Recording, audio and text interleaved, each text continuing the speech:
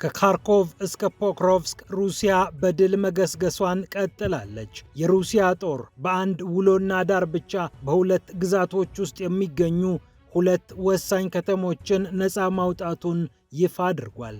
በሌላ በኩል አሜሪካ ለሳውዲ አረቢያ እሸጠዋለሁ ያለችው ኤፍ-35 የጦር ጀት መነጋገሪያ መሆኑን ቀጥሏል። እስራኤልን አስቆጥቷል ከተባለው ጉዳይ ጀርባም አስገራሚ ነገሮች ተሰምተዋል። ዋሽንግተን ለሳውዲ የምትሸጠው ዘመናዊ ጀትን በተመለከተ አንዳች ሴራ ሳታስብ አልቀረችም ነው የተባለው። ለሳውዲ ተደግሷል የተባለው ወጥመድ ምንድን ነው? የጀቱን ጥልፍልፍ ታሪክ ታደምጣላችሁ።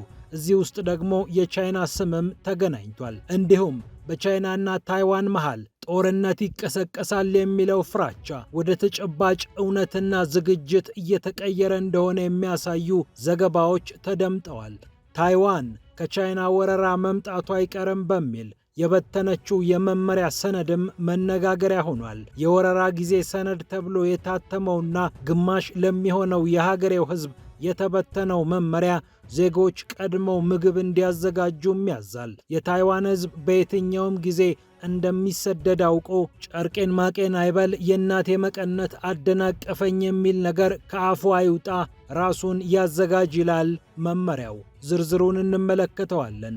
ፒያሳ ኔትወርክን ስትከታተሉ ሁሉንም በጥልቀት ታገኛላችሁ።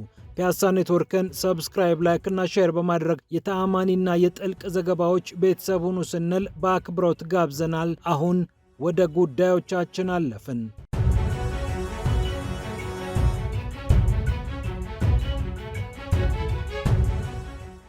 የሩሲያ ጦር በአንድ ውሎና ዳር ሁለት ወሳኝ ከተሞችን ከሁለት ግዛቶች ተቀብያለሁ ብሏል። ከካርኮቭ እስከ ፖክሮቭስክ የሚደርሱ ከተሞችን ነው ተቆጣጥሬያለሁ ያለው። በካርኮቭ ክልል ሴጌልኖ የተባለች ከተማን ተቆጣጥሬያለሁ ሲል መግለጫ ያወጣው የሩሲያ የመከላከያ ሚኒስቴር የተለያዩ ድሎችን እንደተጎናጸፈ ይፋ አድርጓል። በካርኮቭ የምትገኘውን ከተማ ነፃ አውጥተናል ብሏል በይፋ ባወጣው መግለጫ።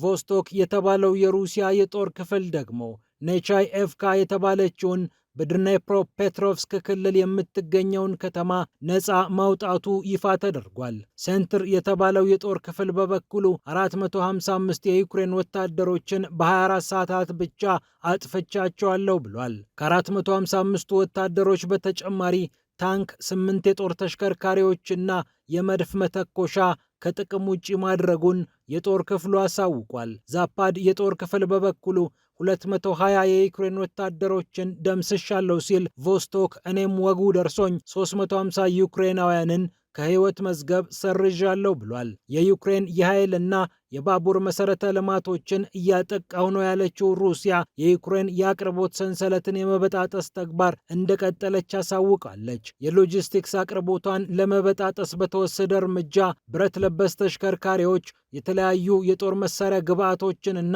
ተተኳሾችን ይዞ ሲሄድ አየር ላይ ሆነን ቀልበነዋል ብላለች ሞስኮ።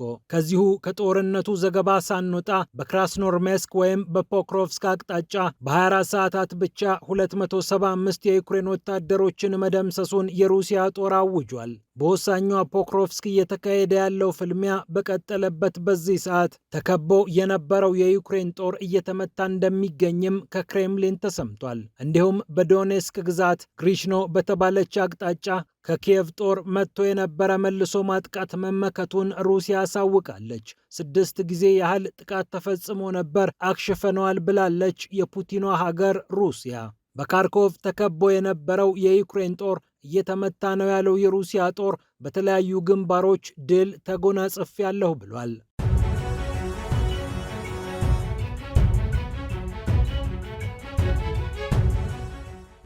በሌላ በኩል አሜሪካ ለሳውዲ አረቢያ እሸጠዋለሁ ያለችው ኤፍ-35 የጦር ጀት እያነጋገረ ይገኛል። የአሜሪካው ፕሬዝዳንት ዶናልድ ትራምፕ አዎ ለሳውዲ አረቢያ ልሸጥ አስቤያለሁ ያሉት ይህ የጦር ጀት መነጋገሪያነቱን የቀጠለው በተለያዩ ምክንያቶች ነው። አንድም ሳውዲ አረቢያ ይህንን የጦር መሳሪያ ከአሜሪካ ተረከበች ማለት እስራኤል ምን አይነት ስሜት ይሰማታል ከሚለው ነው።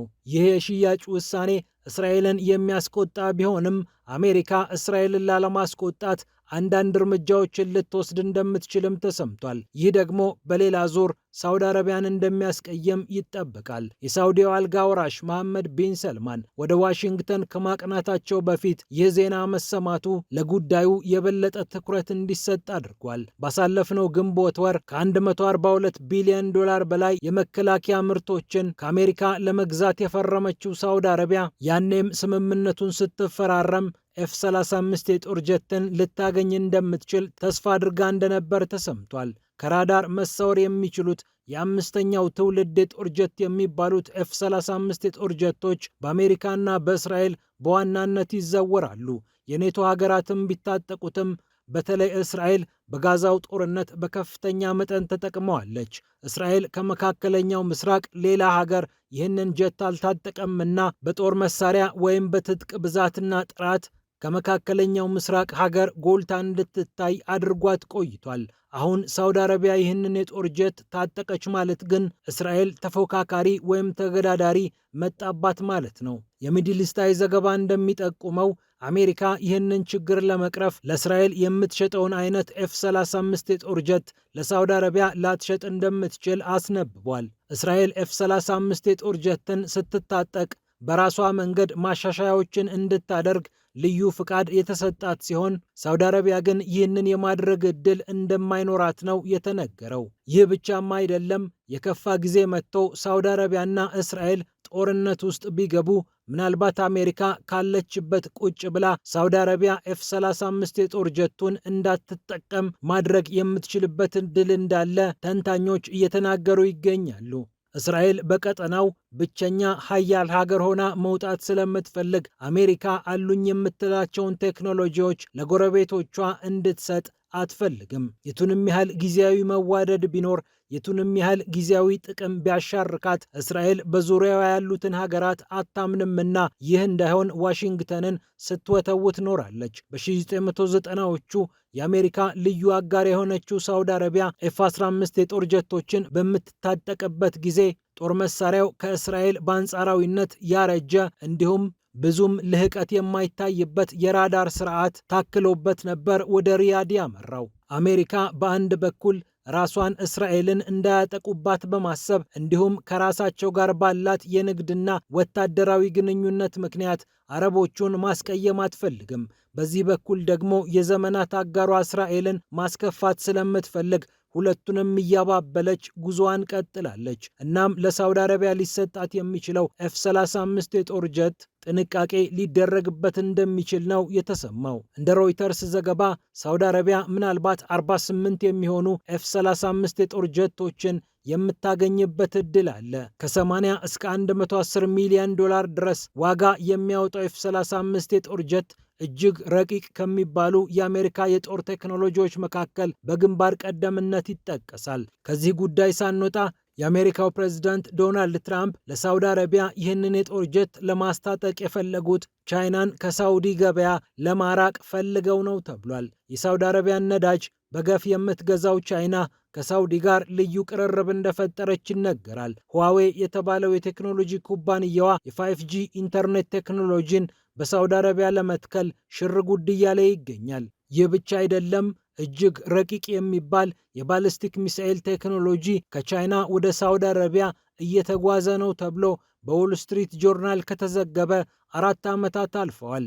እናም ወደ ቻይና ፊቷን እንዳታዞርባት ሳውዲን የመንከባከብ የማማለል ሥራ እየሰራች ነው ተብሏል። ዋሽንግተን ምንም እንኳን ኢኮኖሚያዊ ማሻሻያዎችን እያደረገች ብትሆንም እንደ አውሮፓና ሌሎች ሀገራት ብዙም የገንዘብ እጥረት የለባትም የምትባለው ሳውዲ አረቢያ አሜሪካ የጦር መሳሪያውን እንኪ ስትላት በፍጥነት የምታዘዋውረው ገንዘብ መኖሩ ደግሞ ለዋሽንግተን እንደ መልካም አጋጣሚ ተቆጥሯል።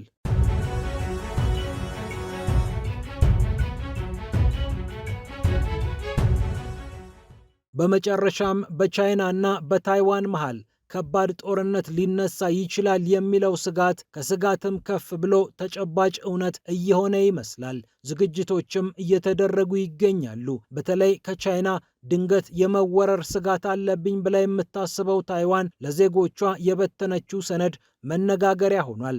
11 ሚሊዮን የሚሆን መመሪያ ነው ለዜጎቿ ያደለችው ታይዋን። ራስ ገዟ ታይዋን ራሷን እንደ ሀገር ብትቆጥርም ቻይና ግን አይደረግም የኔ ነሽ ብላ በጉያዋ አቅፋት ይዛለች። ይሁንና ደሴቲቷ የራሷን መንግስት ራሷ ትመርጣለች፣ የጦር ሰራዊትም አላት። መደበኛ አይሁን እንጂ ለስለስ ያለ የዲፕሎማሲያዊ ግንኙነትም ከአንዳንድ ሀገራት ጋር ትሞካክራለች። ይሁንና በቻይና እውቅና አልተሰጣትም። ሌሎች ሀገራትም ታይዋን ሀገር ነሽ ብለው አላወጁላትም።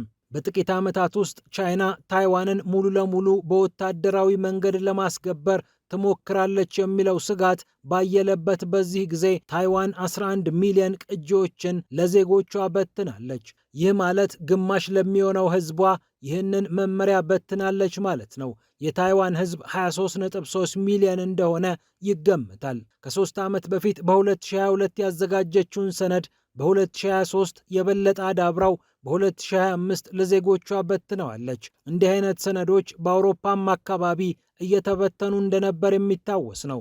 ፊንላንድ፣ ስዊድንና ሊቱዌኒያ ሩሲያ ብትወረን ብለው ተመሳሳይ ሰነድ ለዜጎቻቸው በትነዋል። ግዙፍ ጦር ያላቸው ሀገራት ሊያስገብሩን ይችላሉ ብለው የሚሰጉ ሀገራት እንዲህ አይነት እርምጃዎችን እየወሰዱ ይገኛሉ። ደቡብ ኮሪያም ከሰሜን ኮሪያ ሊመጣ ይችላል ብላ ያሰበችውን ስጋት በተመለከተ ለዜጎቿ አንዳንድ የጥንቃቄ መልእክቶችን ማጋራቷ ይታወሳል። አንዳንድ ህንፃዎች ሲገነቡም የኒኩሌር ወይም የሚሳኤል ጥቃቶችን ለመደበቅ የሚያስችሉ ክፍሎች ይኑራቸው ተብለው በምድር ቤት እንዲሰራም እያደረገች ነው ሴኡል። ታይዋን ደግሞ አሁን ስጋቱን ከፍ አድርጋ ለዜጎቿ በበተነችው ወረቀት ላይ ከበድ ያሉ ጥንቃቄዎች እንዲደረጉ አውጃለች። የጤና እክል ካለባችሁ መድኃኒቶችን በደንብ ሰብስቡ፣ ምግብ አዘጋጁ፣ ሬዲዮ እና ጥሬ ገንዘብ በቤታችሁ ውስጥ አይጥፋ። አጠገባችሁ ካሉ ሰዎች ጋር በአንዳንድ ነገሮች ዙሪያ ተመካከሩ። ደረቅ ያሉ ምግቦችን ከወዲሁ አዘጋጁ። የራሳችሁንም የልጆቻችሁንም ቦርሳ ያዙ። ግማሽ ሊትር ውሃ በቦርሳችሁ ውስጥ አኑሩ። ከግድግዳና ከአንዳንድ ህንፃዎች ራቅ ለማለት ሞክሩ። ለመሰደድ አእምሯችሁን አዘጋጁ። መሰደድ የማትችሉበት ሁኔታ ካለ ግን ከግድግዳም ሆነ ከህንፃዎች በመሰወር ለጊዜውም ቢሆን ራሳችሁን ጠብቁ። የማህበራዊ ሚዲያ አጠቃቀማችሁን አስተካክሉ። የሚያስፈልግ ወይም ጠቃሚ ዜና ካልሆነ በስተቀር ላለመስማት ሞክሩ።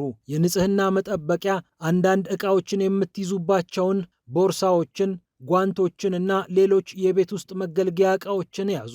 ሴቶችም የንጽህና መጠበቂያዎችን አዘጋጁ በሚል ታይዋን ለዜጎቿ ዝርዝር የዝግጅት ዕቅዷን ይፋ አድርጋለች። እንደ ዲፕሲክ ከመሳሰሉ ቻይና ከምትቆጣጠራቸው መተግበሪያዎችም ራሳችሁን አሽሹ ብላለች ራስ ገዟ ታይዋን። ከሬድኖት ከቲክቶክ እና ከዊቻትም ራሳችሁን ቆጥቡ የምትለው ራስ ገዟ ታይዋን ይፋ ያደረገችው መመሪያ በከፍተኛ መጠንና ዝርዝር የተዋቀረ እንደሆነ ቢዝነስ ኢንሳይደር ዘግቧል። ፒያሳ ኔትወርክን ስትከታተሉ ስለቆያችሁ ክብረት ይስጥልን ብለናል።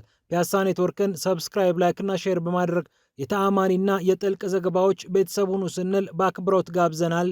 ሰላም ለዓለማችን።